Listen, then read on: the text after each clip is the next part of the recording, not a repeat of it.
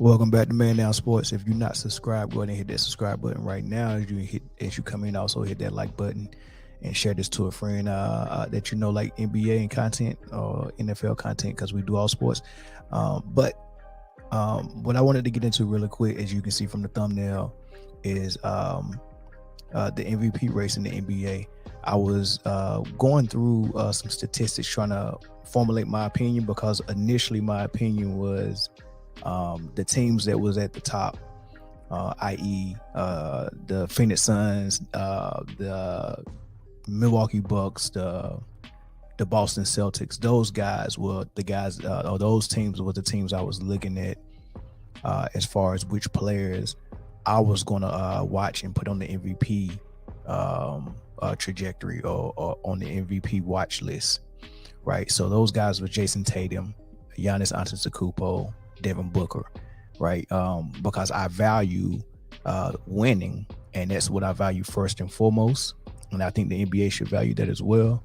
I just went to the top 4 teams on each conference, West and East, and was looking at which teams were performing the best and which players on that team was performing the best. And those were the 3 names I got. So initially I had, like I said, Tatum, Giannis, and Booker at my top 3. Now, I want to shock you with who is making a quiet, well, not so much shocking because you can see from the thumbnail, but I was shocked to find out that Kevin Durant is putting together an MVP season, and I think he should be in the discussion immediately. Before I even go into and show you all the numbers, and you know, you're probably going to be as shocked as I am how good they are. I did a video, which I'll put the link in the description box, on them renaming the MVP trophy after Michael Jordan. And I looked into Michael Jordan's career and his numbers for his first MVP and his last MVP, just to see if you could use it as a standard for the MVP moving forward. And it's the perfect standard. And you got to go through that video to get the whole thing. But the gist of it is team success, winning and playing and being of value to your team on both ends of the floor was the best metrics to use as far as the MVP, and how many ball games you're playing as well. He played 82 games, his first MVP in 82 games, the last MVP he got, which is amazing to me. So I'm measuring all these guys by that standard and that metric, and I'm gonna show you how Kevin Durant stacks up, right? So last year, Kevin Durant was averaging 29.9 points per game, 7 rebounds, and 6 assists. And he was on an MVP trajectory last year, while James Harden and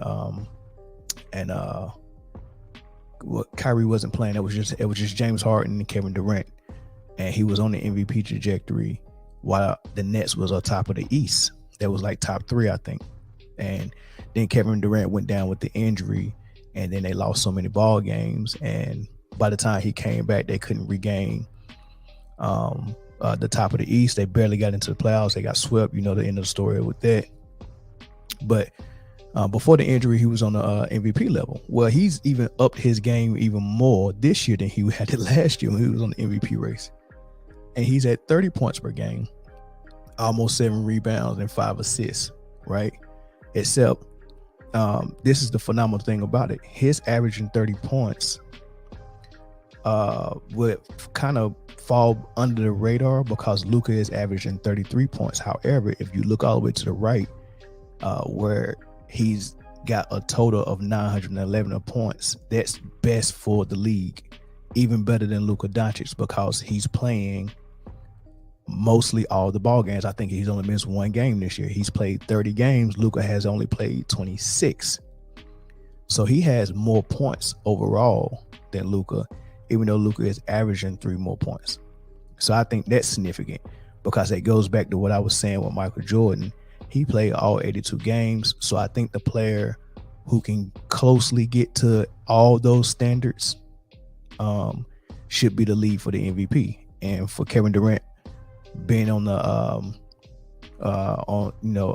on track to play most of the games this season, and Luka been on track to miss a lot more than Kevin Durant, I think it should be noted that 30.4 points with 911 total points is better than 33 points with less than that for total, right?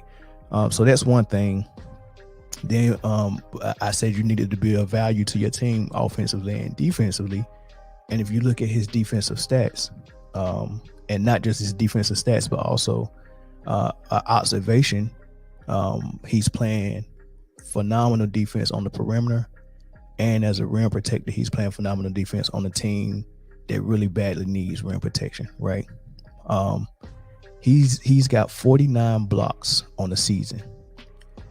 And that's 49 blocks in 3 games. That's almost 2 blocks a game, 1.6 blocks a game. That's better than Joel Embiid. That's more blocks than Rudy Gobert. That's more blocks than Jokic. That's more blocks than Giannis Antetokounmpo. That's more blocks than Anthony Davis. This is Kevin Durant on the defensive end. 1.6 blocks, almost 2 blocks a game, more than all those shot blockers I just named. That who's known for shot blocking, especially in Giannis and Rudy Gobert's case. They're known for shot blocking. They made their name for rim protection. And here it is, Kevin Durant averaging more blocks than him at the rim. Very significant. He's also averaging a steal a game. Like I said, he's doing it on the perimeter end and in the paint. Then his shooting is just great. I mean, he's shooting 56.5% from the field. All those guys I named that was big men who score all their points in the paint, he's shooting even better than them, even though he's primarily a jump shooter. He's shooting 56.5%, and he's shooting mostly jump shots. That's better than all those guys I just named. Then from the free throw line, he's shooting 92%, almost 93%. That's better than Steph Curry. So he's playing defense at the rim better than your best defensive player. He's shooting from the field better than your best field goal percentage guy. And he's shooting from the free throw line better than your best free throw shooter. On top of being the number 4 seed, winning 60% of his games at 19-12, 4 seed in the East, 30 points per game, a total, he's number 1 in total points, right? And he's not missed but 1 game. And he did most of this with not having Kyrie Irving for 8 games of the season when they really went on their stretch, and losing his head coach and having a coaching change. Like, this is unprecedented what he's doing, and it's flying under the radar. And I even missed it because I wasn't looking at anybody for MVP whose team was below 500 or below the 4 seed in their conference. So anybody that's below the 4 seed, I don't care if it's Steph, Kevin Durant, or Luka Doncic. If your team was below the 4 seed, I wasn't even considering you for MVP.